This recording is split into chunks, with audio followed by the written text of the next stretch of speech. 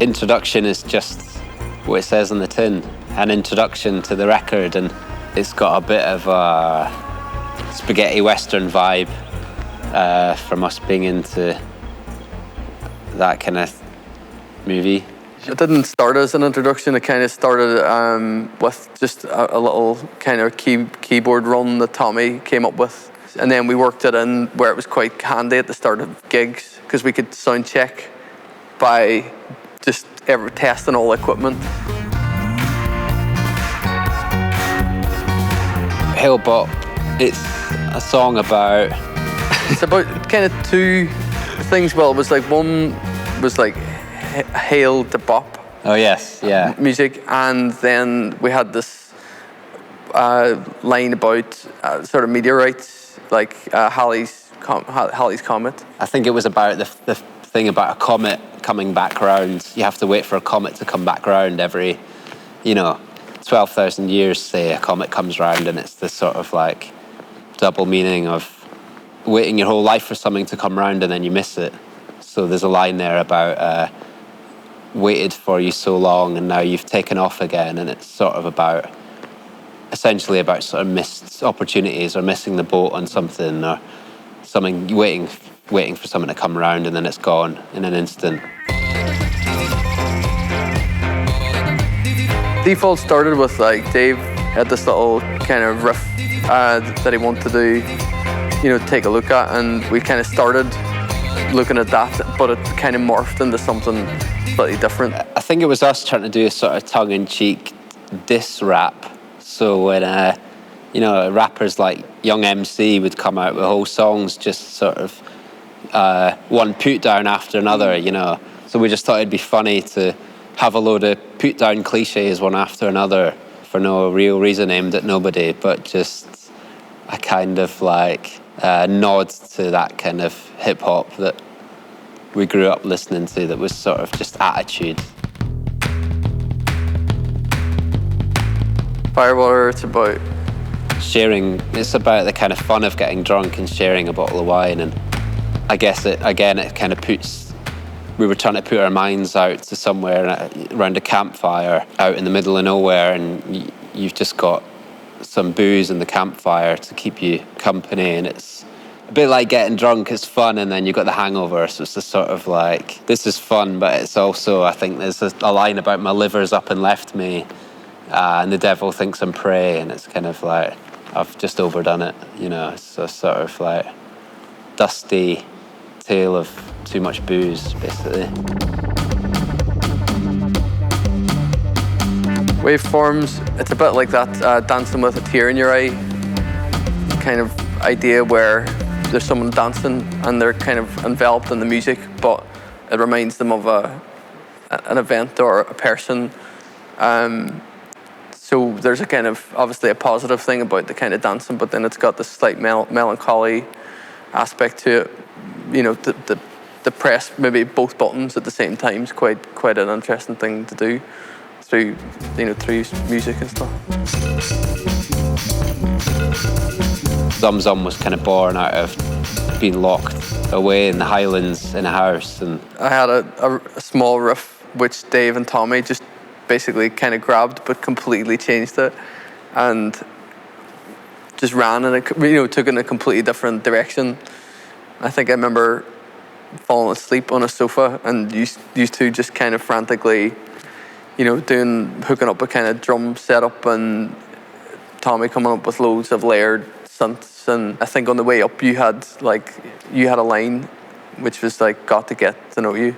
So we kind of just, we kind of did a word or a loop kind of play on that.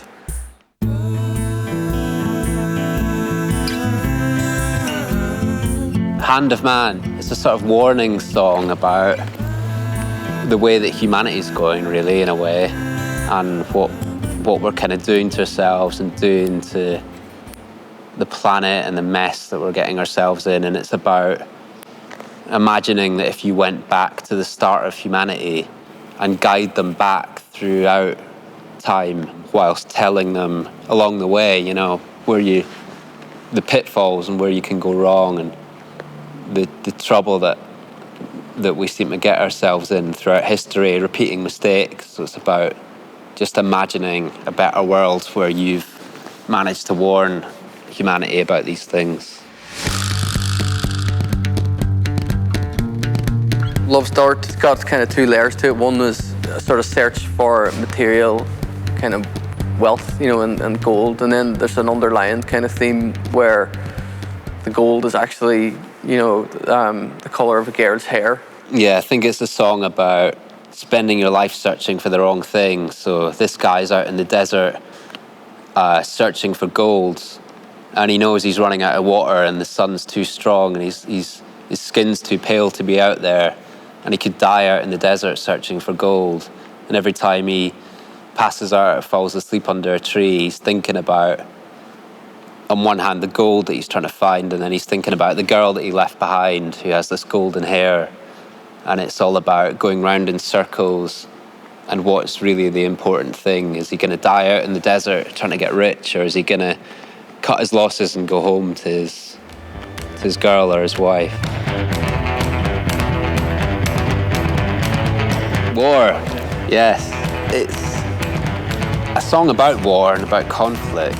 On the other hand, it's sort of about personal conflict as well. So it's a kind of mishmash song about conflict between a man and a woman, about two friends, about two countries.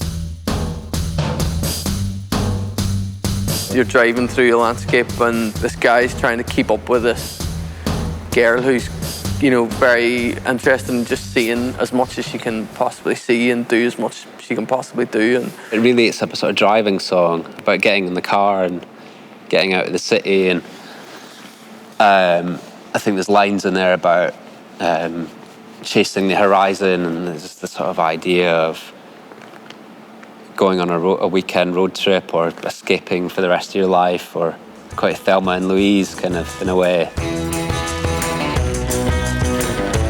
Life's a Beach. It's a kind of ode to surf music, and there's so much surf influence in the album, whether it's Beach Boys or Link Wray or Dwayne Eddy or those guys, that I always found the genre of surf quite an odd genre, because it's like named after a sport in a way.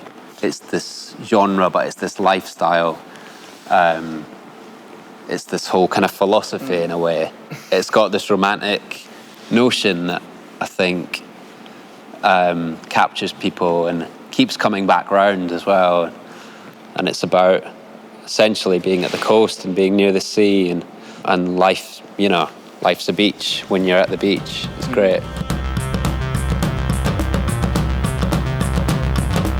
Guys Over Cairo. I mean, this is Tommy's tune, really. He came up with it. It came about through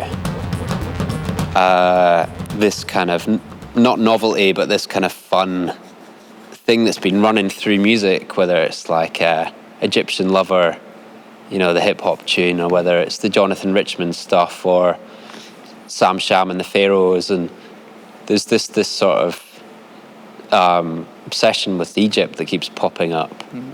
And I like the idea of having these sort of modern synthesizers, sort of analog synthesizers, and then this ancient tune over the top, which everybody recognizes as the Egyptian tune. But it's become a sort of weird song that probably never even existed in Egypt. It's just a kind of weird little ditty that people associate with Egypt. It's sort of based on Castaway, the idea of being shipwrecked and being left on an island, and I think sort of putting our heads in the mind of this person who's castaway, and he's on his own on this island, and all he thinks about is sort of building a boat and getting back to shore. But then when the break comes in the song, the chorus, it's like him realizing that this island that he's stuck on is the most beautiful place he'll ever be in. It's a song about trying to get back home, I think, essentially, and that's quite a good thing to have at the end. You've done this thing and now you're heading home, back to sort of going back round in the loop, I guess.